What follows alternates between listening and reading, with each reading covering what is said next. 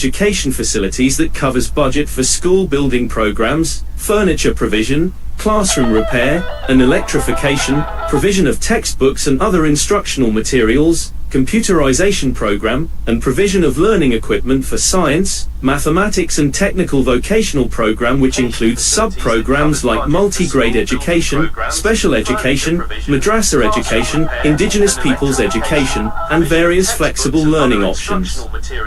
The Support to Schools and Learners program, where the school-based feeding program is anchored to address hunger and undernutrition among kindergarten to grade 6 learners, is mandated by RA 11037, has been discontinued. And lastly, the government assistance and subsidies that included financial assistance programs like the Education Service Contracting Program, Senior High School Voucher Program, and Joint Delivery Voucher for senior high school students were also discontinued during the BARMM government.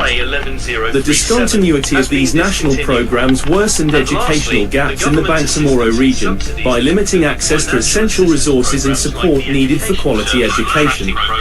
During the 5-year transition period, DepEd's major programs would have significantly bolstered the education sector in BARMM and would have laid a solid foundation for improving educational access, quality, and outcomes across the region, ensuring that students in BARMM receive the necessary resources and support to thrive academically and professionally. In an ideal educational scenario for the Bangsamoro region, comprehensive reforms would prioritize the construction of adequate school buildings and classrooms, equipped with modern facilities and technology.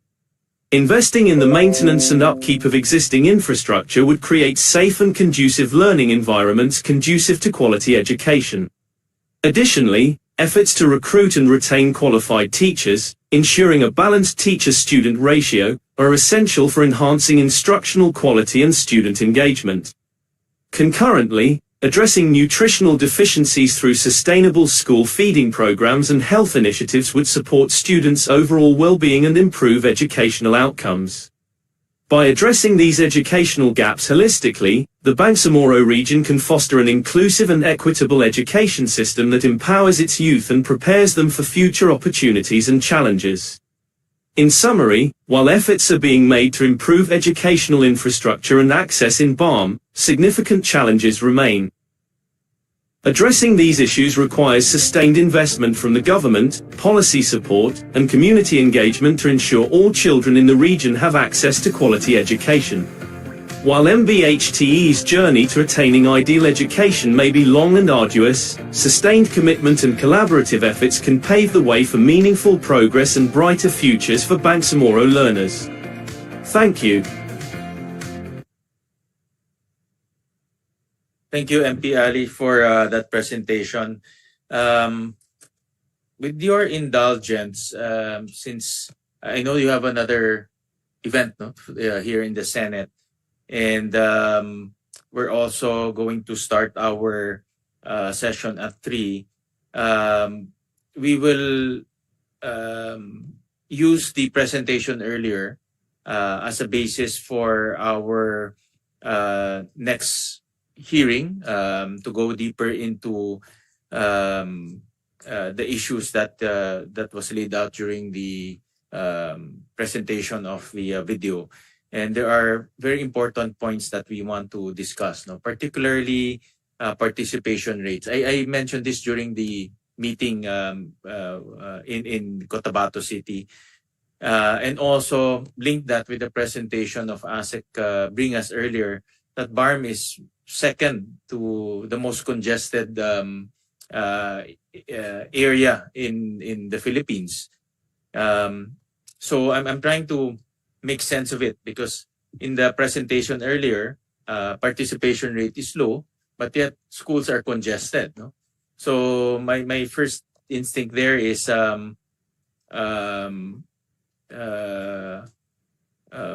obviously we need to build more classrooms, but it became a chicken or the egg question, meaning because there's no classroom, students are not going to school. And because there's no, and those students going to school experience congestion. So parang chicken or the egg question. Yeah, we should build more so that we encourage more students.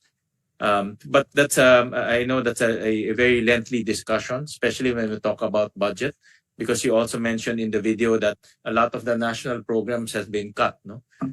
Because of the concept of autonomy. But how do we bridge the gap temporarily so that we can address some of the pressing issues that was presented earlier? So with your indulgence, we will have another session, have another hearing on, particularly on the BARMM, and we will also discuss the bills, the bill that was proposed by Senator Lauren, and we will include also the discussion on how to radically reform, the procurement of books, or not even procurement, radically reform the availability of books to our students, to include the BARMM as well. So with your indulgence, we'll do that. Yes, Asek. Mr. Chair, just to make a point, there's a part in the video where it says that BARMM was discontinued in the GASPE program. I would like to say on the contrary, because under the present JA, there's a special provision that BARMM is still still a recipient of the GASPE program. It was never discontinued, Mr. Chair. The video was probably made before that special provision. I remember the special provision was only this year. No, even last year there was last year, there okay. was still a GASPE, Mr. Chair. So it was never discontinued. Yeah, but I remember it was actually part of our proposal to include that special provision, because the BARMM sent us a letter that appealing that they should be included in the GASPE program. So yeah, we can probably correct the video. Yeah.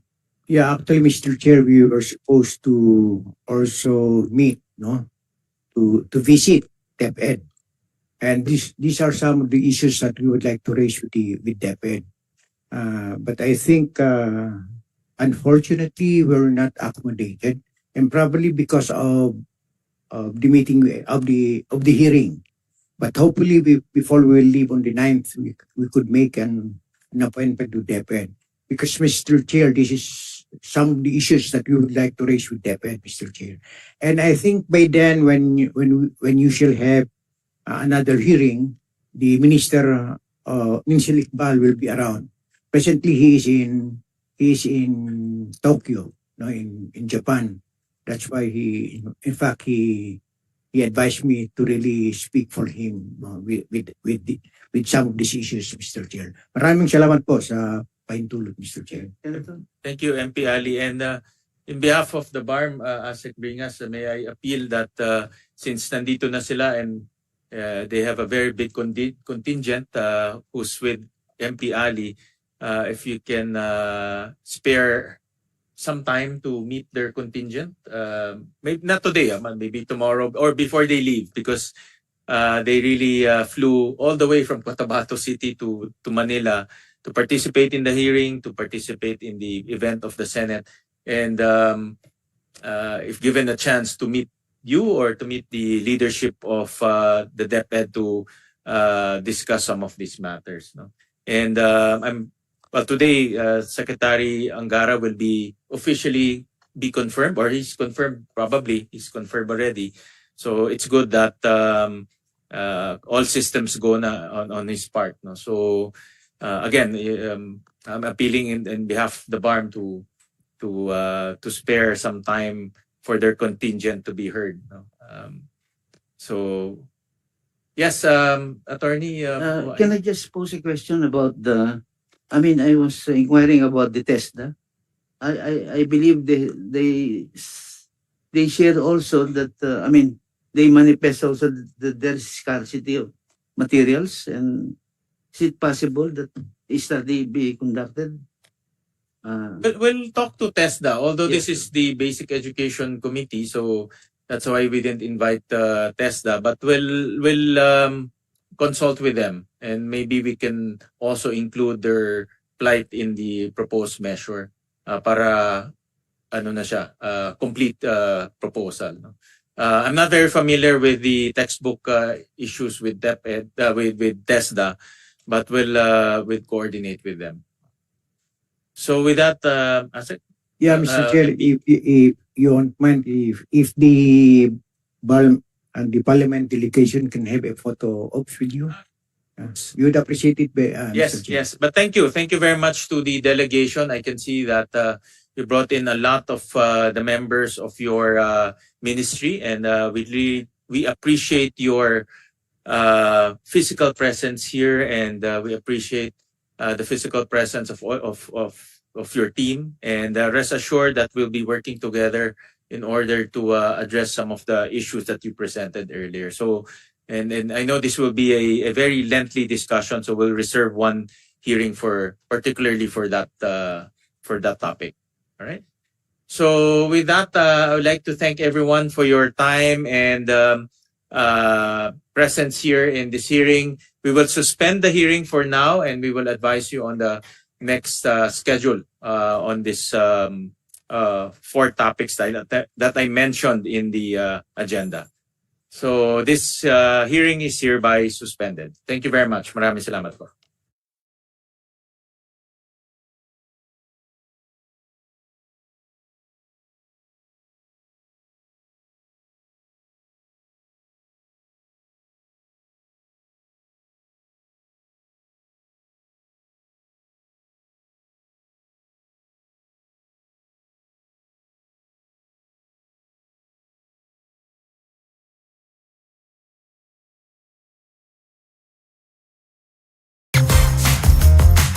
Catch up on all the news of the world from the comfort of your new dream home. Property Finder, we open doors.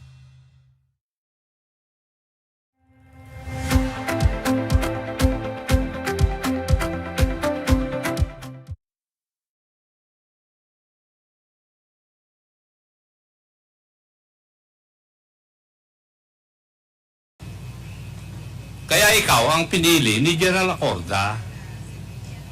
Right? Tapos nung naupo si General Marbil, nirelieve ka kasi siya ang pipili ng uupo doon sa unit na yan. That was hindi tradition. Tama? Yes, sir. Yes. O kaya dapat hindi sumama ang loob mo dahil alam mo na yun ang tradition eh. Thank you, Mr. Chair. I continue. Okay, so the chair of Dangerous Drugs, Chairman Ace Barbers. Thank you. Thank you, Mr. Patuloy mo. So, balikan na lang natin yung sa issue sa Philippine National Police. Ano? Gusto ko lang matanong yung PIDEA. Is PIDEA present? Yes. Yeah. Yes, Si Director Lasso. Director General Lasso, mula nang nagumpisa yung mga congressional hearings ng dangerous drugs, public order, public accounts, at saka yung Committee on Human Rights, there seems to be a common denominator doon sa usaping yon, no? At hindi nawawala yung usapin tungkol sa drugs. No? Do you have any information that you wish to share to the committee with respect to perhaps your findings or your mga datos na nandiyan sa inyo, Director General Lasso? Yes, Your Honors. This is our first time, for PIDEA to join this hearing. We have been actively participating in the committees on the EJK hearings and the Committee on Dangerous Drugs. In the hearings that we joined, we took note of the matrices or diagrams that were presented during these hearings, and when we went back to our office, we crafted a better diagram on how it can be clearly seen how we are connected with each other. And after we made that diagram, I shared it with PAOCC, Yusek Gilbert Cruz. Because inputted in that diagram is that there was a report which came out of the Senate hearings that a certain brother of Michael Yang, can I just refer to my a certain brother of Michael Yang, who is Hu Jiang Yang, also known as Yang Hu Jiang, is an incorporator or part of Full Wing Group of Companies and Paili Estate Group Corporation.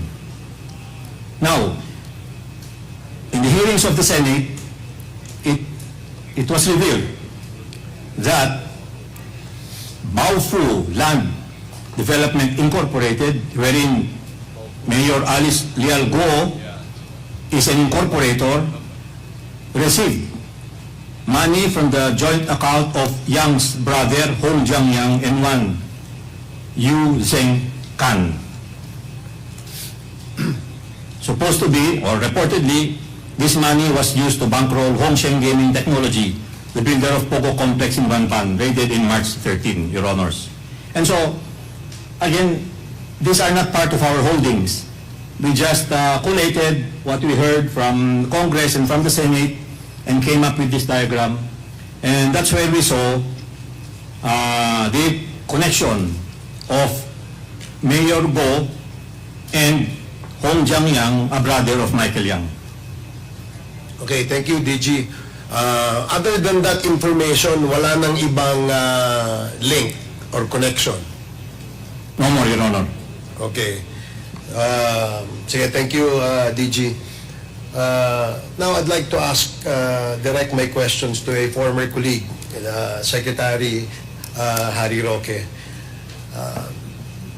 Alam ko, pagod ka na, Secretary, dahil you've been asked questions and some of those questions are repeatedly asked. No? Ako, for my sake and for my education and my enlightenment as well, I'd like to ask you questions that are very quick and very answerable only by yes or no. Is that okay? Yes, Mr. Chair. So, you said that you went to PAGCOR to accompany Ms. Cassandra Ong as a representative of Whirlwind Corporation. Yes, Mr. Chair. Thank you. You were not there for Lucky South Pogo Company in any way, correct? Yes, sir. I had no contacts at all with Lucky Star South. Okay. Lucky South 99, no? Yes, Your Honor. Is Whirlwind a Pogo company? No, Mr. Chair. Does Whirlwind have any transactions with PAGCOR? No, Mr. Chair. You also testified that with Whirlwind, that Whirlwind is a company that owns the land where Lucky South 99 Pogo is situated, correct? They don't own the land. They lease the land and they own the buildings. So they lease the land from Cruz family. From Cruz family. Okay, thank you. So Whirlwind has a lease agreement with Lucky South, correct? Yes, Mr. Chair. Yes. Now, does the lease agreement need PAGCOR's approval for validity?